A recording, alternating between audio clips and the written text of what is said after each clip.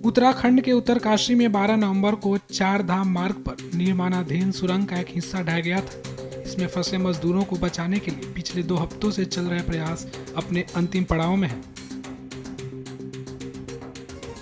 Demo के लिए pipeline के अंदर गए एनडीआरएफ कर्मियों ने कहा कि अभ्यास के दौरान उन्हें सांस लेने में कोई समस्या नहीं हुई और वे आराम से बाहर निकल सकते हैं।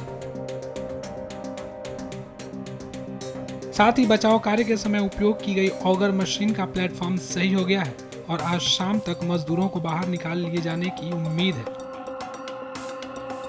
सड़क और परिवहन मंत्रालय के अतिरिक्त तकनीकी सचिव महमूद अहमद के मुताबिक बर्मा ड्रिलिंग मशीन को फिर से जोड़ दिया गया है। वेल्डिंग के बाद एक नया पाइपलाइन डाला जाएगा जिसमें 2 घंटे का समय लग सकता है। 2 घंटे के बाद सुरंग के अंदर फिर से पाइप डाले जाएंगे और मजदूरों तक पहुंचने की पूरी कोशिश की जाएगी। साथ उन्होंने बचाव कार्य में आ रही रुकावटों की भी जानकारी दी। हमने 23 के सवेरे और लोगों को बुला लिया था, क्या पता आगे और कोई बाधाएं आए। तो प्रवीण और बलविंदर के साथ हमारे साथ और भी इनके लड़के आए, उनका भी नाम मैं आपके साथ शेयर करूंगा। करीब 8-9 लोगों की टीम है, वो हम आपके साथ शेयर करेंगे।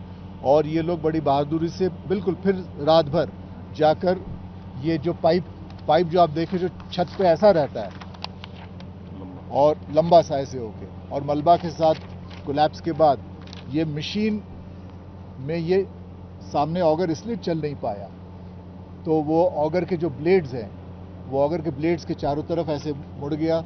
ऑगर के ब्लेड्स भी हमारे डैमेज हुए और इसलिए हमें वापस ऑगर को वापस लाना पड़ा। ऑगर के ब्लेड्स को हमने रिपेयर किए हैं। अभी जो साफ सफाई करनी थी, ये बच्चे अंदर गए और इन्होंने क्लीन किया उधर का साफ का, कोई और गर्डर या कोई और इस तरह की मेटल ना हो ये चेक किया, और अब वो वापस उस ऑगर को फिट कर रहे हैं। इस बीच हमने ये भी देखा कि ऑगर मशीन जिस प्लेटफॉर्म पे इंस्टॉल्ड है वो भी वीक हो रहा था, क्योंकि इतना प्रेशर, इतना टॉर्क बढ़ रहा था, क्योंकि अब डिस्टेंस भी ज़्यादा हो रहा है।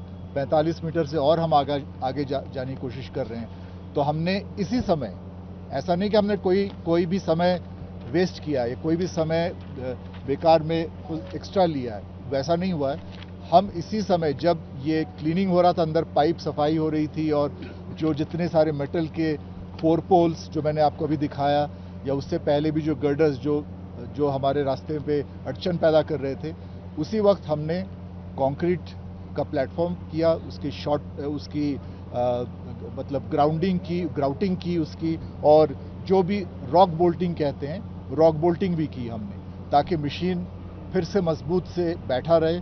प्रॉपर उसका रॉक बोल्टिंग और ग्राउटिंग की वजह से हमने ज़्यादा कंक्रीट डाला और मजबूत रहे। हमने ऑफ कोर्स एक्सीलरेटिंग एजेंट डाला कि जल्द से जल्द कंक्रीट जम जाए, टाइम कोई वेस्ट ना हो। हम ये करके सारा फिर से सेट किया। अब ऑगर को हमने वापस रीअसेंबल कर लिया है। अब जैसे हम अभी आपको इसी प्रेस ब्रीफिंग में ये बताना चाहेंगे कि जब वेल्डिंग हो जाएगी, अब जो नई पाइप अब हम डालेंगे उसकी वेल्डिंग हो जाएगी। 2 घंटे लगते हैं उसमें, वेल्डिंग के प्रोसेस में भी। आपको ये पहले भी मैंने समझाया है कि वेल्डिंग का प्रोसेस इतने बारीकी से हमें करना पड़ता है और इतने केयरफुली करना पड़ता है कि वेल्डिंग की जगह पाइप से भी मजबूत रहे। ये प्रयास रहता है हमारा। 2 घंटे बाद हम उम्मीद करते हैं वेल्डिंग हमारी पूरी हो और हम पाइप पुश करें, इस बार आगे पुश करें। इस बार कोई बाधाएं हमारे रास्ते पे ना आए, कोई अड़चन और ना आए, ऐसे हम प्रार्थना करते हैं। आप भी कीजिए हमारे साथ, ताकि हम तेज़ी से और आगे बढ़ें।